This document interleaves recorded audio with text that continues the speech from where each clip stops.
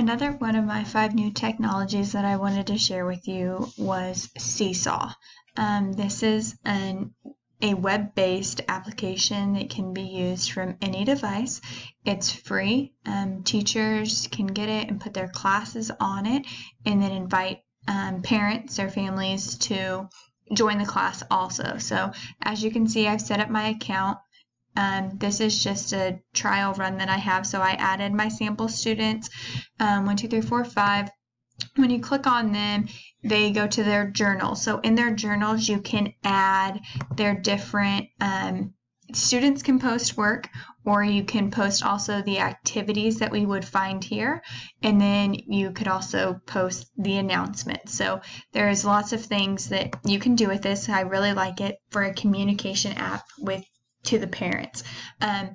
This would be great for finding activities that you can use in your classroom. There is a plethora of ideas. If you browse the activity library, it brings you up and you can search whatever you need to. If you wanted something on math or fractions or, here counting, and it would take you to all sorts of different activities that you could do, and you could just assign this to your class and they could do it. What I really liked also, let me get back to it, is the inbox. So talking with your students. So if I forgot to mention something in class, this would be a way, oh, I forgot this, here's an announcement. But you can also find the families too, and you can invite families. So you can put an email or a mobile number in, and then parents can get this on their phone or on their or a notification sent to their email for them to see that there is something new being shared with them.